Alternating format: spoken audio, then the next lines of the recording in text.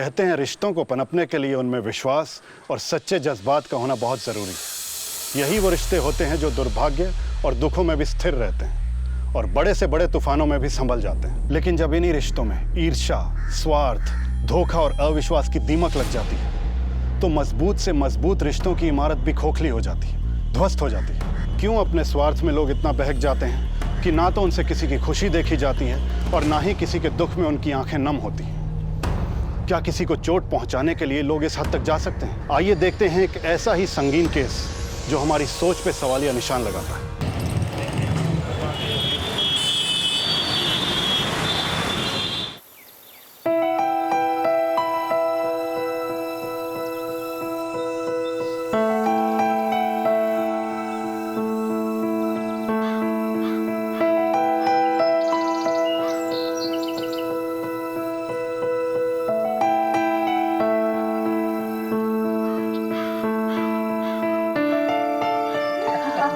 मैंने तो रिश्ता करा दिया, अब बाकी की बातें आप लोग कर लो। लो जी चाह लो। और लो जी शर्माने क्यों, तुसी तो परौने हो। लो जी। हमें तो कुड़ी पहले से ही पसंद है जी, और मुंडा भी कोई कम नहीं है। अपना क्या है, छोटी सी फैमिली है। अब जो भी है वो आपकी बेटी और होने वाले पोते और पोतियों का होगा। ये तो आपका बड़प्पन है जी कि आपने हमारी बेटी को पसंद किया। बिल्कुल।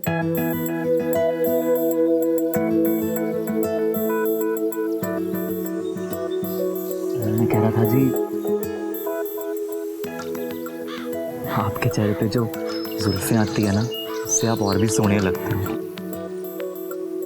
आप तो शर्मा गए। सिर्फ हुसैनी, तुझे भी शर्म आनी चाहिए काके। यार वीरे, गलत टाइम ही एंट्री मारते हो आप। अरे यार, वहाँ नीचे तुम्हारी शादी की तारीख को लेके माथापाची हो रही है, तुम लोग किसी और ही दुनिया में हो। तो क्या करें, और डॉली बुआ के साथ जाके डेट शेट की बातें करें अब। और यार डेट छोड़, तू नीचे आके बस कंफर्मेशन दे दे। यार अब भी कंफर्मेशन देनी है। और कुछ बोलना रह गया? अच्छा ठीक है चलो। पर अभी भी एक मसला बाकी है।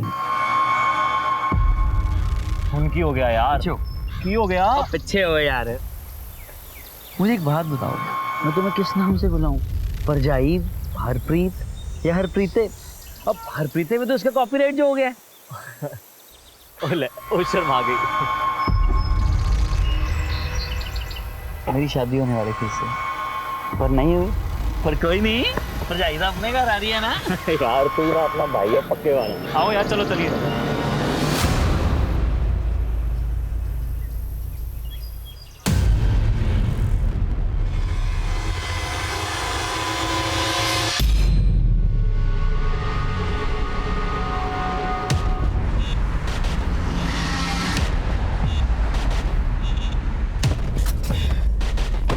शक्ल देखो, मुस्कुराहट जा ही नहीं रही। और छड्डो यार वीरे। ओए पुत्र, मेरी एक गल ध्यान से सुन। तुझे जितना मुस्कुराना है मुस्कुरा, शादी के बाद मुस्कुराना भूल जाएगा मेरी तरह। पर मैं तो कह रही हूं, एक बारी होर सोच लो। इसी लड़की के बाप ने इस रिश्ते को मना किया था साढ़े बलजीत के वास्ते। अरे पुरानी गल्ला छड़ दे कीर्ति, कुड़ी वे किन्नी सोहनी है। हाँ, सरबजीत नू भी पसंद है। फिर अगर मैं ब्याह करा रही हूँ तो कुछ सोच समझ के करा रही होंगी ना। मेरे ते भरोसा नहीं है तुम लोग को। सही। ठीक है, जो तुम लोग की मर्जी करो, मेरी सुनता कौन है। करो जो मर्जी। ठीक है, तो अपनी मर्जी से लस्सी भिजवा देना, और उसके साथ लड्डू भी। भाई मुंह मीठा कर ले।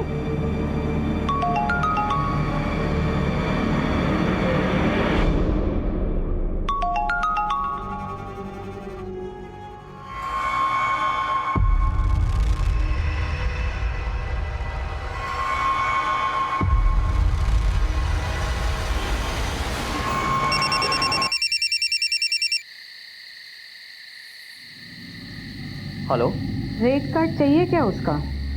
क्या? जिसके साथ तू अपने रिश्ते के लिए हाँ कह के आया ना, उसी के रेट कार्ड की बात कर रही हूँ। 1 रात का, 2 रात का। वैसे तो उसका नाम हरप्रीत हैगा, पर शिल्पा के नाम से जानी जाती है। अपना ईमेल चेक कर लेना, उसका सारा प्रोफाइल मिल जाएगा रेट कार्ड के साथ। और सुन, जब तू उसे मिले ना तो होटल ले जाने की कोशिश करना, झट से मान जाएगी। वैसे एक बात तो बता, उसका ये धंधा शादी के बाद तू ही संभालेगा क्या? ओए जबान संभाल के गाल कर, तेरे में उत्थे आके चित्तर मारने। Hello hello.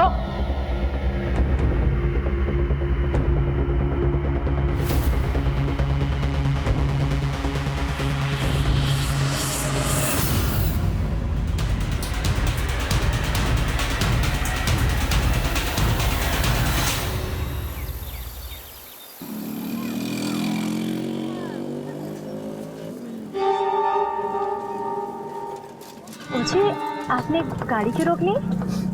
आपसे ना एक बात पूछनी थी। जी ये क्या है जी, इधर ही मेरे दोस्त का होटल लगा है, तो आप चलोगी? तो क्या है ना, इसी बहाने जान पहचान भी बढ़ा लेंगे। सर मैं नहीं आ रही किसी होटल ओहो, वो मेरे दोस्त है, वो किसी को पता भी नहीं चलेगा, और जान पहचान भी बढ़ानी जरूरी है ना जी। देखिए शादी के पहले ना ये सब गलत है। ओफो, वो किसी को पता नहीं चलेगा, और एक बार में कोई फर्क भी नहीं पड़ना है। नहीं आप ऐसे करेंगे ना तो मैं घर चली जाऊंगी। मैं क्या सोने हूँ, एक बार जाने में कोई फर्क नहीं पड़ना, चलो तो सही एक बार। मैं जा रही हूँ। अच्छा अच्छा अच्छा अच्छा अच्छा, sorry sorry sorry sorry sorry, really sorry. अच्छा चाट समोसा तो खा सकते हैं ना? हाँ चलो चाट समोसा खाते हैं। और एक रंग के सूट में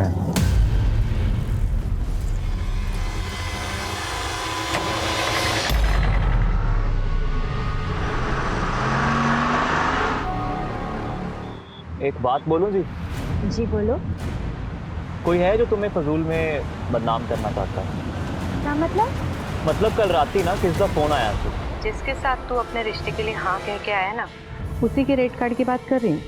वैसे तो उसका नाम हरप्रीत हैगा, पर शिल्पा के नाम से जानी जाती है। और आपके बारे गंदी गंदी बातें बोल रहा था। कौन था वो? ओ जी, होगा कोई दिल जला। वो आप क्यों टेंशन लेते हो? तुम सोने हो, हजारों दुश्मन होंगे। हाँ वैसे तो किसी औरत की आवाज थी, पर टेंशन क्यों ले रहे हो? मैं हूं ना आपके साथ। फिर भी कौन हो सकती है वो औरत? ओहो जी, वो इन्ना ना सोचो। सोचना ही है ना, हमारे बारे सोचो। ये सोचो कि हम हनीमून पे कहाँ जाएंगे। हाँ भी ना, फिलहाल मुझे घर जाना।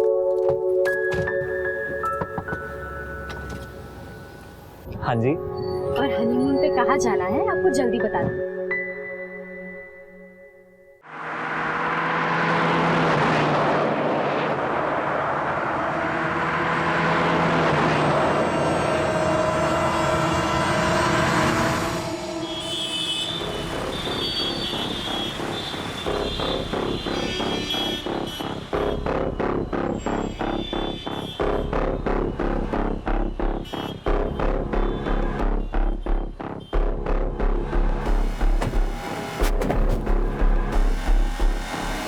चले चले पीछे।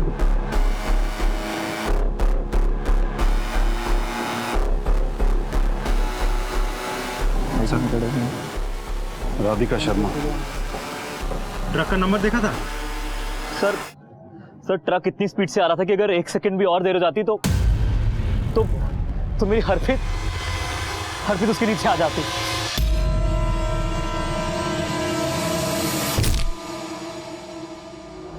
आप लोग इस लड़की को जानते हैं? नहीं सर, हमने इसे कभी नहीं देखा है। ठीक है, पुलिस स्टेशन में आके अपना स्टेटमेंट रिकॉर्ड करवा दीजिएगा। सर हमारी कुछ ही दिनों में शादी है, प्लीज आप हमें इन सब चक्करों में ना डालें। तो देखिए, हमारा भी आपको डिस्टर्ब करने का कोई इरादा नहीं है, लेकिन आप भी बात को समझने की कोशिश कीजिए। किसी की जान गई है। एक बार पुलिस स्टेशन में आके अपनी स्टेटमेंट रिकॉर्ड करवा दीजिए। जब तक बहुत जरूरी नहीं होगा हम आपको नहीं बुलाएंगे। सिंह। Yes sir. बॉडी को पोस्टमार्टम के लिए भेजो और घर वालों को इन्फॉर्म करो। सर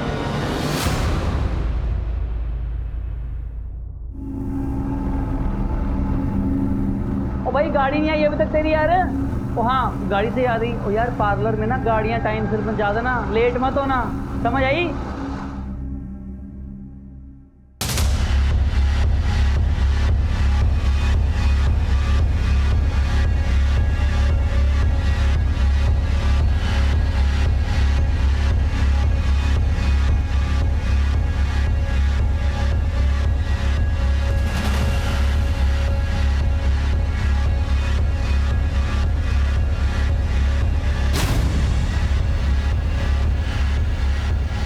हाय रब्बा, देखो तो कितनी सोहनी लग रही है, किसी की नजर न लगे। ओए होए, मेहंदी का रंग देख कितना गहरा चढ़ा है। लोग कहते हैं कि मेहंदी का रंग जितना गहरा होगा ना, पति उतना ज्यादा प्यार करता है। हाँ, प्यार तो वो बहुत करते हैं। कौन हो तुम और अंदर कैसे आए? जी आप कौन? मैडम, आपका काम हो गया है, सारे पैसे। अरे हाँ हाँ, तेरे पैसे मिल जाएंगे। पहले पता तो लगे ना मेरा काम पूरा हुआ है या नहीं। वो आप पता कर लेना। क्या क्या हुआ उसे? अरे पर कैसे? तो कहाँ लेकर गए, किस अस्पताल में? अच्छा अच्छा, हम आते।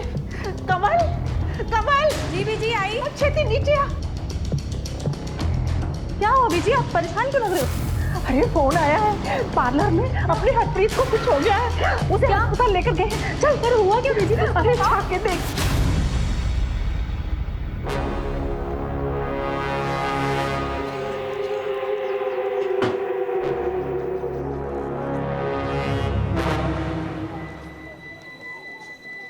सर, फैमिली को केके हॉस्पिटल बुलवा लिया गया है।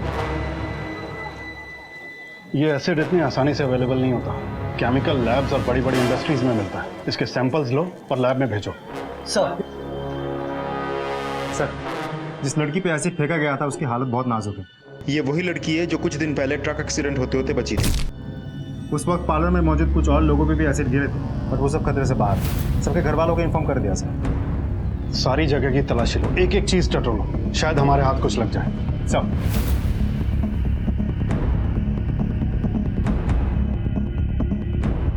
सर जी, मैं दुकान खोलने जा ही रहा था कि तभी मैंने अंदर से एक चीख सुनी। मैंने लगा कोई टोक वोक लगा होगा।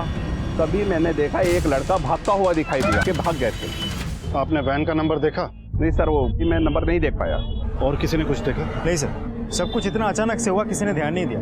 और इससे पहले कि आसपास के लोग देखते और रिएक्ट करते, वो भाग चुका था। इस पार्लर में सीसीटीवी है? सर, इस पार्लर में तो सीसीटीवी कैमरा नहीं है, लेकिन आसपास की दुकान के फुटेजेस हम चेक कर रहे हैं, इन केस कुछ मिल जाए। सर, अंदर ये लेटर मिला है।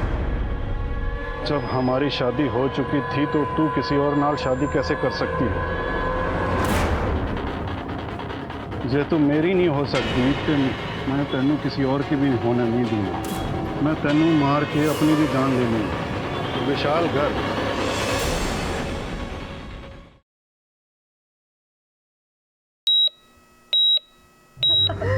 मेरी फूल सी बच्ची को किसकी नजर लग गई?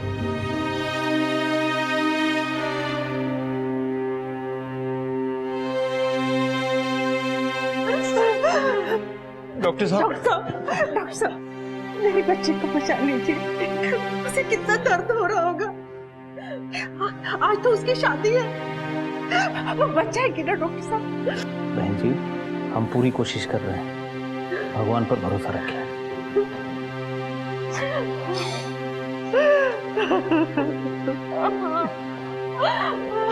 राजेंद्र जी, हम इस केस की छानबीन कर रहे हैं। आपको किसी पर शक या आपकी किसी से कोई दुश्मनी या हरप्रीत की?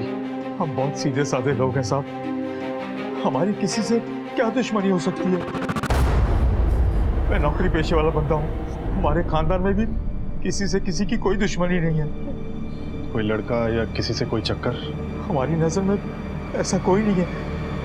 क्यों कमल? नहीं सर, हरप्रीत की लाइफ में ऐसा कोई भी नहीं था। वो तो हमेशा घर पे ही रहती थी। यूँ समझ लीजिए कि होने वाले जीजा जी ही उसका पहला प्यार थे। अच्छा, एक बात बताइए, ये विशाल गर्ग कौन है? विशाल गर्ग? कौन विशाल गर्ग? जिससे हरप्रीत की शादी हुई थी। शादी? कैसे कर रहे हो इंस्पेक्टर साहब? उसकी शादी तो सर्वजीत के साथ हो रही थी। ये विशाल गर्ग कौन है? हमें पार्लर से ये नोट मिला है जिसमें लिखा है, जब हमारी शादी हो चुकी थी तो तू फिर किसी और से कैसे शादी कर सकती? जे तू मेरी नहीं हो सकती तो मैं तेनू किसी और दे भी नहीं होने दूंगा। मैं तेनू मार के अपनी जान ले लूंगा। विशाल गर्ग। नहीं सर, हरप्रीत की लाइफ में ऐसा कोई भी नहीं था, और ये नाम ही हमने पहली बार सुना। उसकी तो शादी होने वाली थी सर्वजीत से। बहुत अच्छी फैमिली है, ब्याह का सारा खर्चा वही उठा रहे थे। डॉली बहन जी ने ही रिश्ता करवाया था। ये डॉली कौन है? हमारी बिरादरी की है। रिश्ते करवाती है। उसका पता मिलेगा? जी हाँ। आप ही ने हरप्रीत का रिश्ता तय कराया था ना? हरप्रीत ही क्यों जी सर, मैं तो बड़ी सारी कुड़ियों का रिश्ता कराया, बल्कि तेजिंदर पाजी ने तो अपनी दोनों कुड़ियों की जिम्मेवारी मेरे ही सर पे सौंपी हुई थी। पर क्या बताऊं सर जी, उन्होंने दी बड़ी कुड़ी जो भी उन्होंने वेखण आंदा सी, उन्होंने दी छोटी कुड़ी नहीं पसंद कर लेंदा सी। क्यों? अब हरप्रीत है इतनी सोहनी, और कंवल, आपको पता है जी पिछली बार कंवल की जगह हरप्रीत को किसने पसंद किया था? किसने? जिसकी हरप्रीत से शादी होने वाली है, उसके बड़े भरा बलजीत ने। क्या मतलब? मतलब यही जी, कंवल का रिश्ता होने वाला था बलजीत से, लेकिन बलजीत ने हरप्रीत को देख लिया और बस उससे भी आके जिद करने लगा। ਤੁਹਾਨੂੰ किन्नी बार समझाया सी कि छोटी कुड़ी नू छुपा के रखो, पर नहीं, ले आए ना सामने। अब उन लोगों की समझ में तो वही आ गई ना। अब रसगुल्ला दिखा के करेला खाने को कहोगे तो कौन खाएगा? समझते तो हो नहीं तुम लोग मेरी बात।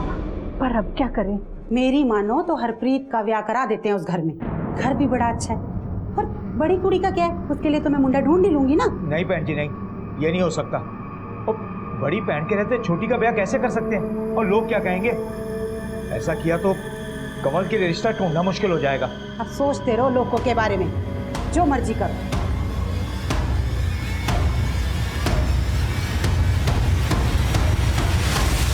तो फिर सरबजीत की शादी का रिश्ता हरप्रीत के लिए कैसे आ गया? वो तो जी मेरे को उसके प्यो का फोन आया था, बोला कि मेरे मुंडे के लिए कोई कुड़ी ढूंढ लो, तो बस मुझे हरप्रीत की याद आ गई। तो बलजीत, सरबजीत का बड़ा भाई, उसको या उसके परिवार को कोई ऑब्जेक्शन नहीं था? ना जी ना, भला ऑब्जेक्शन क्यों होगा जी? अब कंवल की शादी हो चुकी थी कहीं और बलजीत का भी ब्याह हो गया था किधर और, तो क्यों ऑब्जेक्शन होता जी? सबकी रजामंदी से ही रिश्ता हुआ था और बलजीत खुद शादी की तैयारियां कर रहा था। बलजीत अगर शादीशुदा है तो उसकी बीवी कहाँ है? अब क्या बताऊं जी, इतने सारे ब्याह कराए हैं मैंने, बस एक ये ब्याह नहीं टिक पाया। क्यों? कुड़ी थोड़ी नकचड़ी थी जी, निभ नहीं पाई दोनों की। ठीक है, आप जा सकती हैं। अगर दोबारा पूछताछ करनी होगी तो आपको बुलाएंगे जी। आसपास के इलाके में पता करो कि विशाल घर की सुसाइड की कोई खबर आई है।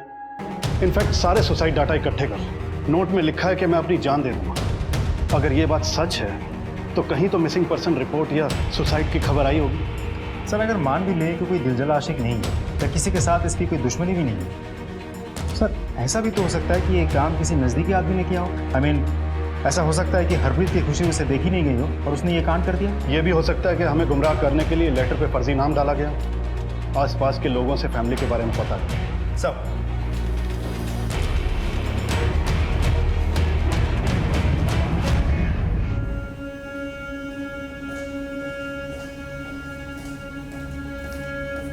कंवल दीदी ने तुम्हारे नाल ये लेटर भेजा है। अरे छोड़ अपनी दीदी को, मुझे तो तुझसे दोस्ती करनी है, इसलिए कंवल को अपना रास्ता बनाया। मुझे उसमें कोई इंटरेस्ट नहीं है।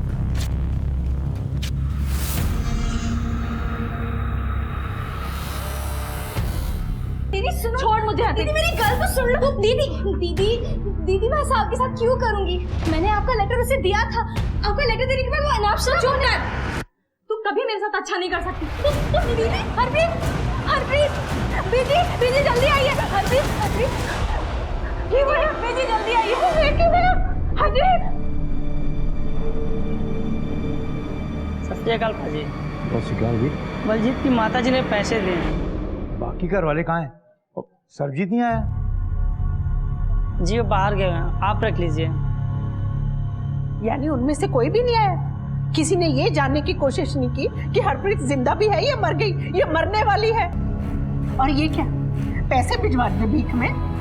ले जाओ, नहीं चाहिए उनकी भीख, दबाओ जाओ यहाँ से। इस केस में पारिस्थितिक प्रमाण यानी सर्कमस्टेंशियल एविडेंस की बुनियाद पर लग रहा था यह किसी दिल जले आशिक की बदले की कार्रवाई है। लेकिन मेरी गट फीलिंग यह कह रही थी कुछ दिखा के कुछ छिपाने की कोशिश की गई, हमें गुमराह करने का प्रयास किया गया था। इसलिए हमने तफ्तीश के दायरे को कभी सीमित नहीं किया, कोई भी पॉसिबिलिटी रूल आउट नहीं की। फिलहाल हरप्रीत से बयान मिलने की कोई उम्मीद नहीं। ऐसे में इस केस को समझने के लिए आउट ऑफ द बॉक्स वाली सोच की जरूरत थी। हमने हाथ में आई हर लीड को फॉलो किया। हरप्रीत का किसी के साथ कोई चक्कर नहीं साहब। हरप्रीत तो एक सीधी सादी और शरीफ कुड़ी है। क्या बताए साहब, हरप्रीत सुंदर है और कंवल सावली है। इसी बात को लेकर दोनों में अक्सर झगड़ा होता रहता है। ओके। Hello doctor. यस। क्या रिपोर्ट है हरप्रीत की? 70% बर्न्स हैं। फिलहाल कुछ नहीं बोल सकते। आपका मतलब है हम उससे बात करना? नहीं, बात नहीं कर सकते। एसिड ने उसके वोकल कॉर्ड्स को डैमेज कर दिया है। अगर वो बच भी जाती है तो मुमकिन है कि वो बात नहीं कर पाएगी या सुन नहीं पाएगी। Oh God, it's worse than murder sir. Excuse me.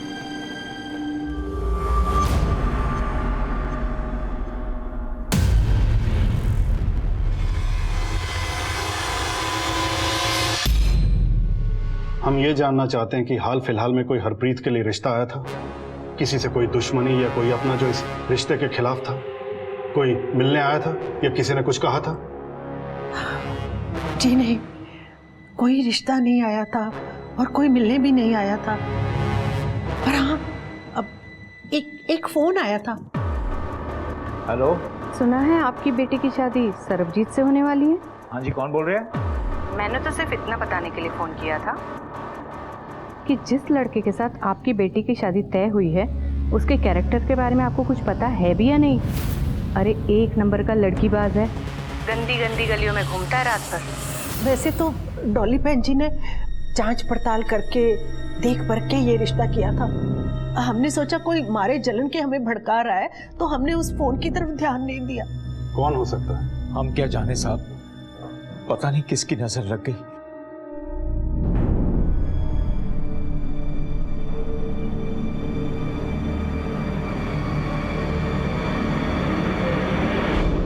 Sir मुझे एक बात याद आई जो मैं बताना चाह रही हूँ आपको। क्या बात? सर जब हरप्रीत की शादी की शॉपिंग हो रही थी तो हम कमालपुरा मार्केट गए थे। ये लो बहन जी, ये हो गई आपकी साड़ी और ये रहा आपका बिल। 2100 भैया, 2100 बहुत ज्यादा नहीं है? आपने कुछ डिस्काउंट भी नहीं दिया इस पे। डिस्काउंट कर दिया जी, इससे कम ना हो पाएगा। आपने फिक्स रेट लगाया है। इतने में ना हो पाएगा जी। अरे कैसे नहीं होगा डिस्काउंट? शादी वाली बात है, डिस्काउंट तो होना चाहिए। आप तो जानते हो जीएसटी बढ़ गया। अरे कर दीजिए, अगली बार हम यहीं आएंगे और आपका मुनाफा भी हो जाएगा। चलो कर दीजिए। ठीक है। चलो अब ये काम तो हो गया। अब एक काम करते हैं, यहाँ पे और भी अच्छी अच्छी दुकानें हैं, वहाँ चलते हैं और अच्छे अच्छे कपड़े भी मिलेंगे, वो भी डिस्काउंट के साथ। चले चलो। इसमें अजीब बात क्या है? कोई भी किसी की मदद कर सकता है। सर बात सिर्फ मदद की नहीं थी, वो हमारे पहचान की नहीं थी और वो सब कुछ कुरेद कर पूछ रही थी कि शादी कहाँ है, कौन सा कैटरिंग किया है और किस पार्लर में दुल्हन सजने वाली है, सब कुछ। किसी भी अनजान इंसान को अपनी पर्सनल इन्फॉर्मेशन दे दी, पर वो थी कौन? नहीं पता सर, उसको कभी देखा नहीं और बाद में भी कभी मुलाकात नहीं हुई। उसका नंबर लिया था? नहीं सर। उसका चेहरा याद है? बहुत अच्छे से सर। कुलदीप सर, अपने स्केच आर्टिस्ट को बुलवाओ और उस औरत का स्केच बनवाओ और सभी पुलिस स्टेशन में सर्कुलेट करवा दो। सर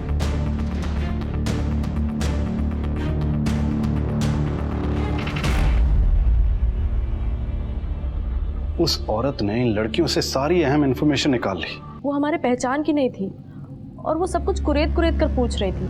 हमें किसी भी सिरे को नहीं छोड़ना है। देखो, अगर उस दुकानदार से कुछ पता चलता है तो एक लड़की को शादी के दिन टारगेट किया जाता है। अर्पिता जी, आप कौन? मतलब बिल्कुल साफ है कि कोई तो है जिसे ये रिश्ता कबूल नहीं। लेकिन सर देखा जाए तो कोई आशिकी का एंगल भी तो सामने नहीं आया। हो सकता है किसी ने आशिकी के एंगल में अपने काम को अंजाम दिया। हमें हर इंसान को टटोलना होगा, हर पहलू को परखना होगा। हरप्रीत की शादी जिस घर में होने जा रही थी उन्हें भी टटोलना होगा। साहब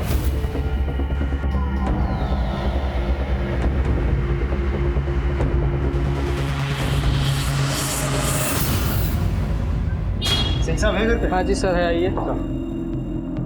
लो, जिसका डर था वही हो गया। दरवाजे पे पुलिस आ गई। मैंने पहले ही कहा था कि ये परिवार मनहूस होगा। अरे हमारे तो भाग फूट गए, नसीब ही फूट गए। बस कर, अब बस कर, मुझे अपना काम करने दे। जा अंदर जा। हमें आपसे बात करनी। अरे बात क्या करनी है? ले चलो थाने, लगा दो हथकड़ी, चलो। बस बस बस, आइए साहब, आइए। आप हरप्रीत को कितना जानते थे? सर शादी की सारी तैयारियां मैंने की थी तो अच्छे से जानता था, पर अब लगता है कि उसका वाकई किसी के साथ चक्कर था कोई।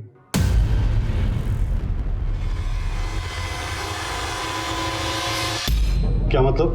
सर मतलब हमने हॉल बुक किया था शादी के लिए, तो मम्मी डैडी मैं और सरबजीत हम सब घर से हॉल की तरफ ही जा रहे थे। सर एक सुनसान रास्ते से हम निकले और हमने देखा अचानक एक गड्डी क्यों रोक दी? डैडी जी आगे देखो।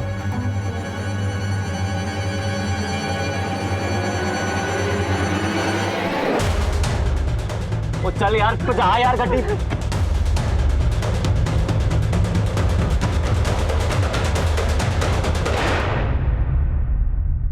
आप लोगों पे जानलेवा हमला हुआ था, इस बात की रिपोर्ट नहीं लिखवाई थी पुलिस में? नहीं सर, मुझे लगा कोई गुंडे मवाली हैं, तो गाड़ी देखी कि शादी के लिए जा रही है तो रोक लिया शायद। अब इतनी सी बात के लिए पुलिस में रिपोर्ट। वीरे, ये सब? ये कौन? सर ये मेरा छोटा भाई सरबजीत, इसी की शादी होने वाली थी।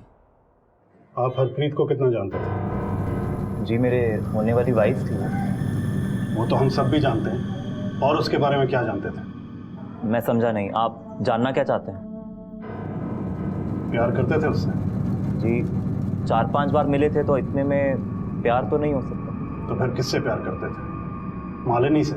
जी हमने तुम्हारा सारा पास्ट प्रेजेंट खंगाला है, तुम्हारा मालिनी के साथ अफेयर है ये हमें पता है। मालिनी से तुम अब भी प्यार करते हो ना? जी मैं, आप कहना क्या? तो फिर हरप्रीत से शादी करने के लिए हाँ क्यों की? बाबूजी और बलदीप बाजी के दबाव में आ गए। इनको मालिनी अच्छी नहीं लगती थी तो। और मालिनी के बारे में तुम्हें क्या लगता है? जी वो अच्छी है, लेकिन उसके और आपके बीच में हरप्रीत थी ना, इसलिए उसने या तुमने हरप्रीत को मरवाने की कोशिश की और उस पर एसिड फेंकवा दिया। जी मैं भला ऐसा क्यों करूंगा, और मालिनी ऐसा कर ही नहीं सकती। बड़ा यकीन है उस पर? सर हमारा रिलेशन 2 साल से, मैं उसको अच्छे से जानता हूँ, और वो ऐसा नहीं कर सकती। और अब हमारे बीच में कुछ रहा ही नहीं, तो वो क्यों करेगी? आप खामखा गड़े मुर्दे उखाड़ रहे हैं इस तरह का। प्यार किसी और से और शादी किसी और से। तुमने मालिनी को तो क्लीन चिट दे दी, अब देखना यह है कि उसकी तुम्हारे बारे में क्या राय है। उसका फोन नंबर? सर सरबजीत और मेरी फैमिली की हैसियत में बहुत फ़र्क है। हम दोनों को ही पता था कि वो मुझे कभी एक्सेप्ट नहीं करेंगे, इसलिए मैंने खुद ही अपना रास्ता बदल दिया। अब ना तो मुझे सरबजीत में इंटरेस्ट है, ना ही उससे कोई लेना देना है। ठीक है, लेकिन शहर छोड़ के मत जाना। अगर दोबारा पूछताछ के लिए बुलाएंगे तो आना होगा। Okay sir. जा सकते हैं। देखिए पानी सर से ऊपर चढ़ गया है, मुझे मेरे पैसे चाहिए। धमकी ना दे, समझा? अरे पैसे मिल जाएंगे, तू थोड़ा सब्र कर। लेकिन जल्दी।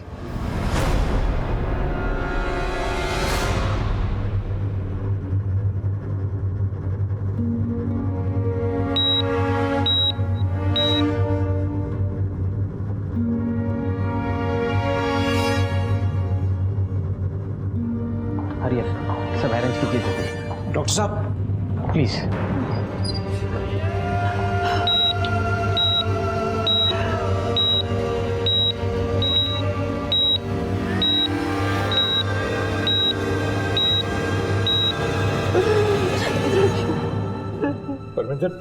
बाबूजी हौसला रखूंगी।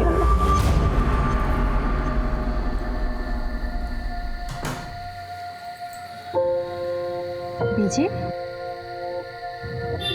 बीजी तू आ गई पुत्र? आप तो ऐसे ही सो गए। हाँ वो तेरा इंतजार करते करते आंख लग गई। अब इकल्ले सोने की आदत डाल दो बीजी, जा रही है आपकी लाडली। ऐसे मत बोल, फिर मैं कैसे जीऊंगी तेरे बिना? हे वाहिगुरु मेहर कर दे मेरी बच्ची ते, मेरे बच्चे नू ठीक कर दे, मेरे बच्चे नू ठीक कर दे वाहिगुरु। स्केच को मार्केट में दिखाया, स्केच को दिखा के कई दुकानदारों से पूछताछ की, लेकिन सबने मना कर दिया। सबका कहना है कि दिन भर में इतने ग्राहक आते हैं, चेहरा किसको याद रहे? वहाँ कोई सीसीटीवी फुटेज है? नहीं सर, कोई कैमरा नहीं, कोई फुटेज नहीं। ये केस बहुत उलझता जा रहा है कुलदीप। हमारे हाथ में अब तक एक भी सिरा नहीं लगा है। हरप्रीत के साथ होने वाला एक घिनौना वाकया उसके मायके से जुड़ा है या ससुराल से, कुछ समझ में नहीं आ रहा। सर ये तो दोनों घरों को जोड़ने वाली डॉली बॉय बता सकती है। बुलाओ उसे थाने। चल साहब जी तुसी मैनू बार-बार ਇੱਥੇ बुला लेंदे हो, मैं आज तक कोई भी रिश्ता गलत नहीं करवाया है। अब मैं तो पहले बलजीत और कवल का ही रिश्ता करा रही थी, पर मैं की कर दी, वो हरप्रीत पीछे आ गई। और सारा काम गड़बड़ हो गया। इसके बीच मेरी की गलती है जी, मैं तो उनकी भलाई के वास्ते उनका रिश्ता जोड़ रही थी ना। अगर भलाई के लिए जोड़ा था तो ये तबाही कौन मचा गया? देखो तुम्हारा बहुत लोगों से मिलना जुलना है, अगर कुछ भी पता हो तो बता दो। रब दी सौ जी, मैंने कुछ भी नहीं पता। हाँ ये सच है कि मैं जलती थी हरप्रीत से, और तो और मेरे माँ बाप भी मुझसे ज़्यादा प्यार हरप्रीत को करते थे, और जिस किसी लड़के को मैं पसंद करती थी वो हरप्रीत का दीवाना हो जाता था। हर बार हरप्रीत की खूबसूरती मेरे जख्मों में नमक मल देती थी। सरबजीत के भाई बलजीत से रिश्ते की क्या कहानी है? बलजीत और मेरे रिश्ते की बात चल रही थी, लेकिन बलजीत को भी हरप्रीत पसंद आई। बाबूजी ने इस रिश्ते के लिए मना कर दिया, फिर उसने कहीं और शादी कर ली और मेरी भी शादी हो गई। और जब सरबजीत के लिए हरप्रीत का रिश्ता दोबारा आया तो तुम सहन नहीं कर पाई और अपने अंदर पनप रही सारी नफरत को एक ही बार में उछाल दिया। क्यों? नहीं सर, मैंने ऐसा कुछ भी नहीं किया। मैं उस वक्त बहुत गुस्से में थी। बाद में मैंने हरप्रीत से माफ़ी भी मांगी और उसने मुझे माफ़ भी कर दिया था सर। और आप मुझ पे शक करें कि मैंने अपनी बहन के साथ ये सब किया। वैसे कुड़ी बुरी नहीं है जी, वो ठंडी कुड़ी है, पर क्या है ना कि उसकी शादी जरा गरीब घर में हुई थी, सुंदर भी नहीं थी देखने में, और हरप्रीत का ब्याह बड़े घर में होने वाला था। दिल ही दिल में कुड़ती थी अपनी बहन से। उसको लगता था कि उसकी सारी खुशियों के आड़े उसकी बहन ही आ रही है, लेकिन हो सकता है कि अब शायद मन बदल गया हो। हरप्रीत के साथ कितना बड़ा हादसा हुआ इसका अंदाजा है तुम्हें? जानती हो कितनी क्रिटिकल कंडीशन है उसकी। हम किसी भी कीमत पर उस वैशी को नहीं छोड़ेंगे जिसने एक हंसती खेलती जिंदगी को बर्बाद कर दिया। ठीक है, आप जा सकती हैं।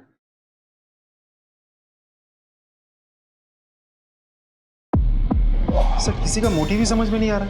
लेकिन कुलदीप, मोटिव तो सरबजीत के पास भी और बलजीत के पास भी, लेकिन ये किया किसने है? इन तीनों में से किसी ने, कोई और ही है। दोनों फैमिलीज और जितने भी लोग इस केस में डायरेक्टली और इनडायरेक्टली इन्वॉल्व हैं, सबके कॉल रिकॉर्ड्स निकलवाओ। किसने किससे बात की, कितनी देर बात की, मुझे सारी डिटेल्स चाहिए और सब पे नजर रखो। सर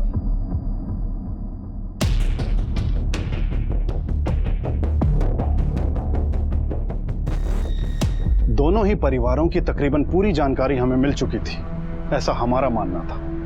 दोनों ही परिवारों के कुछ लोगों पे हमें शक था, लेकिन अभी तक हम उस पोजीशन पे नहीं पहुंचे थे कि किसी एक पे हमारा ध्यान केंद्रित हो। हमारी दूसरी टीम दिन रात एक करके उस वैन और संदिग्ध लोगों को ढूंढ रही थी। हमने आसपास के जिलों की पुलिस से भी मदद मांगी। तुम्हारे पैसे अब तुम्हें मिल चुके हैं ना, तो यहाँ से इतनी दूर चले जाओ कि तुम्हारी परछाई पुलिस को भी ना दिखाई दे। ठीक है सर, अभी अभी बरनाला से एक सिल्वर वैन चोरी होने की खबर आई है। बरनाला से? सर ठीक है, वहां की पुलिस से कोऑर्डिनेट करो और देखो क्या इन्फॉर्मेशन मिलती है, और उन हिस्ट्री शीटर्स के बारे में भी पता करो। जी सर। सर, बलजीत और कंवल की कॉल रिकॉर्ड्स। अच्छा, तो आग पूरी तरह से बुझी नहीं? मतलब ये कुलदीप, ये बलजीत और कंवल अभी भी आपस में बात करते हैं। शादी वाले दिन 4 बार बात हुई है इनकी आपस में।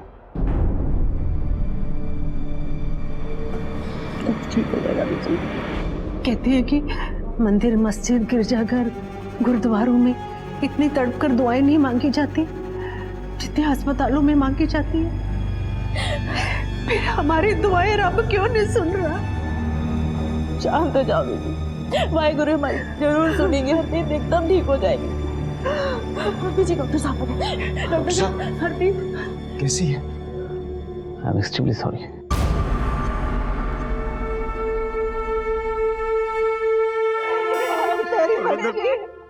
मुझे मेरी बच्ची के बारे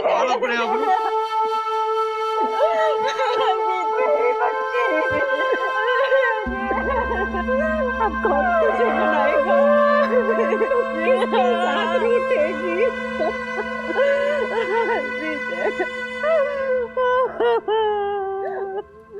हरप्रीत, मैनू माफ कर देना। हमें उम्मीद थी कि उसे होश आ जाएगा और वो हमें बता पाएगी कि उस पर अटैक किसने करवाया और क्यों, लेकिन अब हमने ठान ली थी, हम किसी भी कीमत पर मुजरिम को ढूंढ निकालेंगे।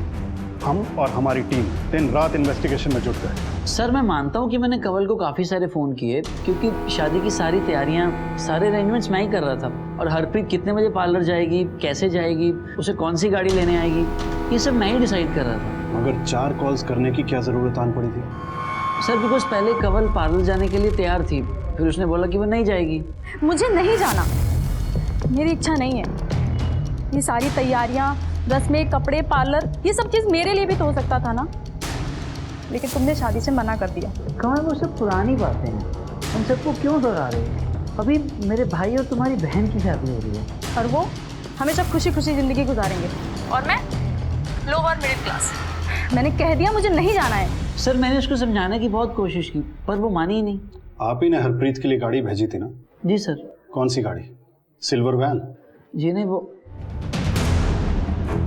सर आप मुझसे क्रिमिनल्स की तरह क्यों पूछताछ कर रहे हैं? क्रिमिनल शब्द का इस्तेमाल ना करें, कहीं आपके लिए इस शब्द का इस्तेमाल हमें ना करना पड़ जाए। सर जिन हिस्ट्री शीटर्स की हमें तलाश थी उनमें से एक सुरजीत है। सुरजीत ने बरनाला से गाड़ी चुराई थी और कल उसे के हॉस्पिटल के पास देखा गया था। Good job Pratap. कहाँ है वो अब? सर करतारपुर के कच्ची बस्ती में। कुलदीप दोनों को उठाओ। सर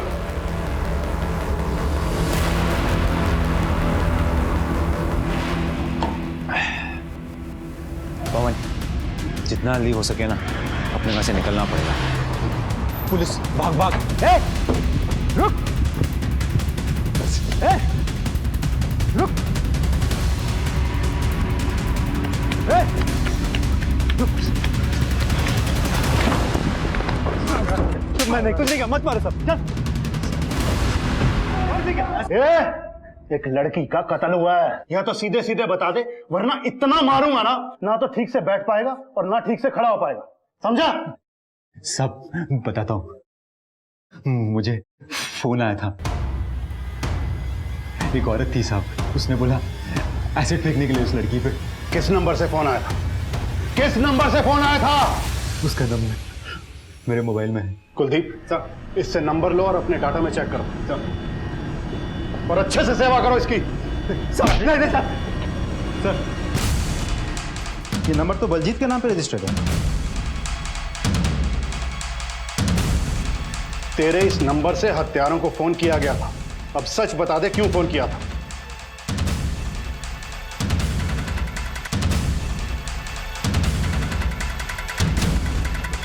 सर नंबर तो मेरे नाम पे रजिस्टर्ड है पर यूज किसी और ने किया। किसने?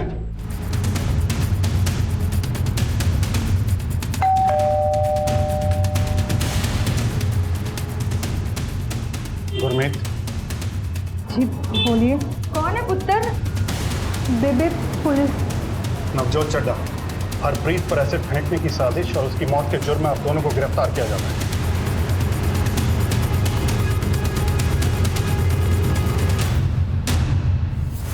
आप लोग सब कुछ बताना चाहते हो या हमें सच उगलवाना होगा? क्या जानना चाहते हैं आप कि हमने हरप्रीत के ऊपर एसिड क्यों फेंकवाया? आप ये नहीं जानना चाहते कि हमारे साथ क्या क्या अन्याय हुआ? आप ये नहीं जानना चाहते कि मेरा और बलजीत का डिवोर्स क्यों हुआ? ये रोने धोने का नाटक छोड़ो और सब सच बताओ। बलजीत ने आपको सब कुछ सच बताया होगा ना, और सरबजीत ने भी आपको सब कुछ सच बताया होगा। क्या आपको किसी ने ये बताया कि मेरी शादी सरबजीत से तय हो गई थी, लेकिन उसने मना कर दिया और फिर मेरी शादी हो गई बलजीत से? मैंने कोई एतराज नहीं किया क्योंकि वो दिखने में अच्छा था, अमीर फैमिली थी, लेकिन मुझे ये नहीं पता था कि वो बीमार है, नपुंसक है, और इसी वजह से मेरा अफेयर हो गया लक्की नाम के लड़के से, और मैं उसके बच्चे की माँ बन गई।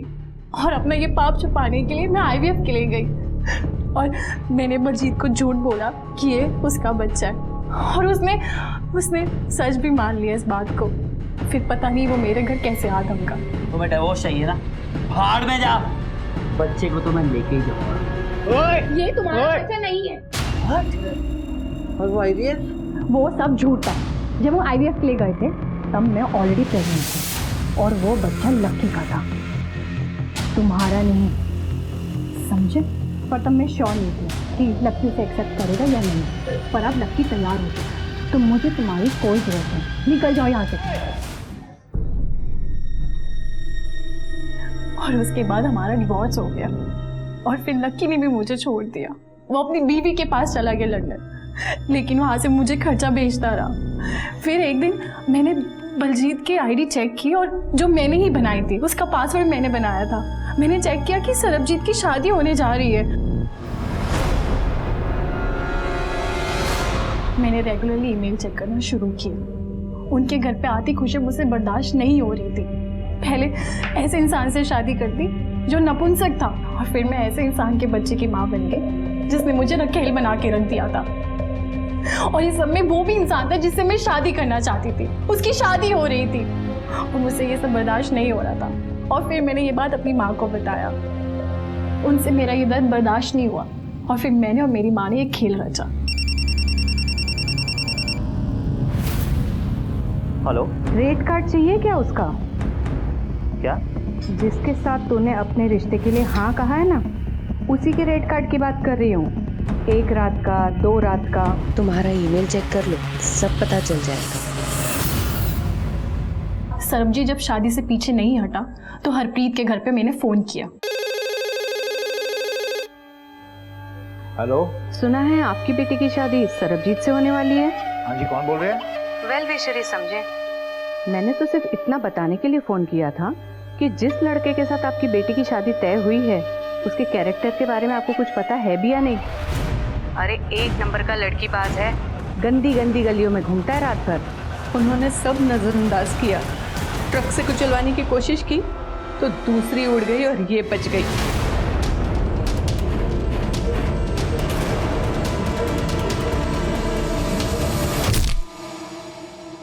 फिर मैंने गुंडे भेजे ताकि मार मार के लड़के वालों की टांगे तोड़ दें और ये दिखाएंगे कि लड़की के किसी आशिक ने ये काम किया है। फिर भी वो बच निकली। अब इस सब के बाद मेरे पास कोई और रास्ता नहीं था। जो लड़की मेरी जगह ले रही थी, मुझे उसको इतना बदसूरत बनाना था कि लोग उस पर थूके। और फिर मैंने हरप्रीत से मुलाकात की और सब पता कर लिया और फिर हमारा काम हो गया।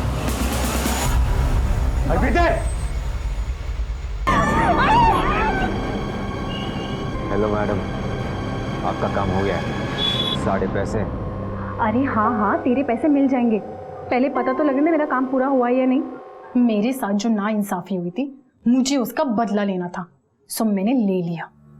एक घटिया सोच के चक्रव्यूह में तुम लोग इतने स्वार्थी हो गए थे कि एक निर्दोष लड़की की हत्या कर दी।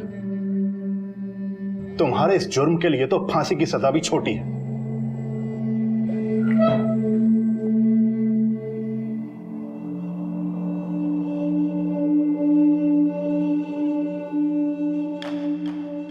हर जुर्म आफत आने से पहले दस्तक जरूर देता है।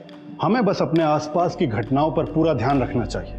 लापरवाही और गफलत इतनी भी नहीं रखनी चाहिए कि आसपास के इशारे ही समझ में ना आए। पहले सरबजीत को हरप्रीत के बारे में गलत इन्फॉर्मेशन दी गई, फिर हरप्रीत के परिवार वालों को सरबजीत के खिलाफ भड़काया गया, फिर सरबजीत के परिवार पर हमला करवाया गया।